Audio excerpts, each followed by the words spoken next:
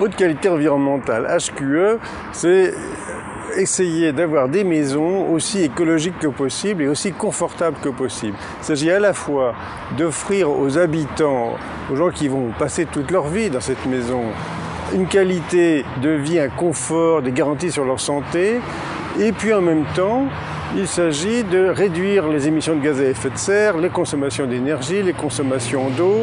Il s'agit de bien traiter les déchets, d'avoir un chantier propre, de manière à ce que la planète s'y retrouve également.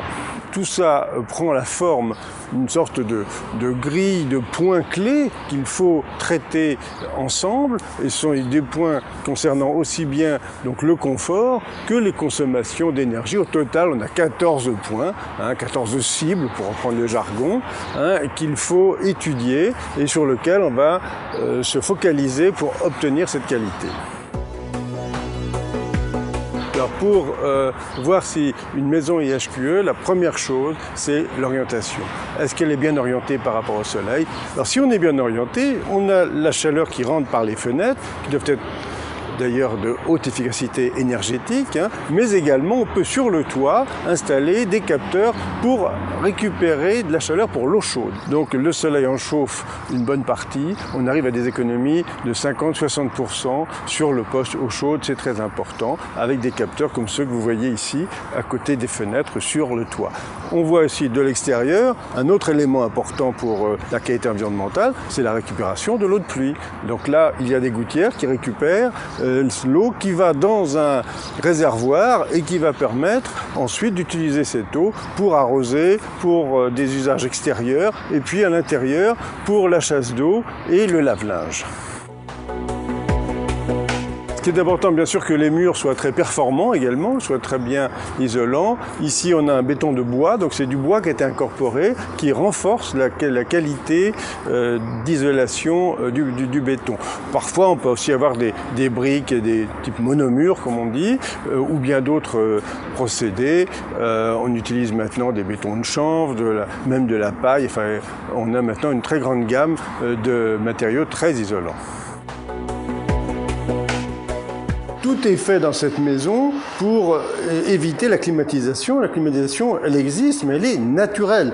C'est simplement le flux d'air qui se fait grâce à l'ouverture de la trappe en haut, dans le point haut de cet espace, qui permet d'avoir un air frais quand il fait très chaud dehors. Et l'hiver, c'est l'inverse, bien sûr, on le ferme et on conserve la chaleur.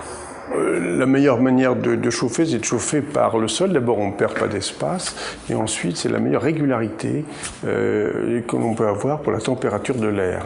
Et quand la structure est chaude, il y a un rayonnement des parois qui fait qu'on a tout de suite une impression de confort. Et puis, bien sûr, l'énergie renouvelable, c'est le bois, c'est la biomasse.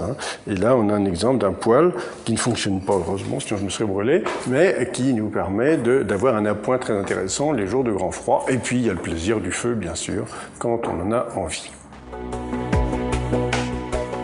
Il faut consommer le moins d'eau possible, on fait des économies de ressources, notamment l'eau. En plus, vous le savez, l'eau, ça coûte cher dans les charges.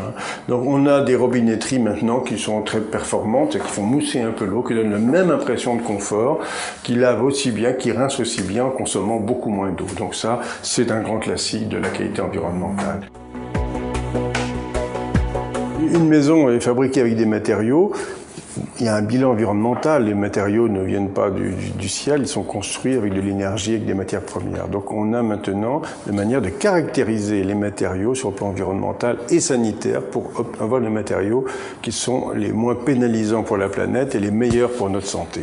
Donc maintenant tous les matériaux peuvent avoir des fiches de description environnementale et sanitaire. Il faut vérifier que ces fiches sont bien là et y avoir accès si vous le souhaitez. Une maison, vous l'avez pour des années et des années, vous ne savez pas comment vous allez vivre demain dedans. Donc ce qui est important, c'est qu'une maison de qualité environnementale puisse évoluer si votre famille s'agrandit, ou si elle diminue, si vous avez de nouveaux besoins. Donc la capacité d'une maison à être adaptée à de nouveaux usages, c'est également un point de qualité environnementale. Alors, dernière question, bien sûr, c'est le prix. Est-ce que tout ça, à combien vous me le faites? Eh bien, je vous le fais à 5-10% peut-être plus cher qu'une maison ordinaire, mais l'expérience montre que, bien sûr, c'est plus confortable, bien sûr, c'est plus agréable, mais aussi, au bout de la moitié, par exemple, d'un remboursement d'emprunt, vous avez fait des économies suffisantes pour rembourser cet investissement supplémentaire que vous avez dû payer au départ. Une manière évidente de voir si la maison est de qualité environnementale, c'est de regarder si elle est certifiée. Il existe depuis quelques années un certificat, norme française, maison individuelle, démarche HQE, qui permet donc d'être certain d'avoir affaire à un bon produit.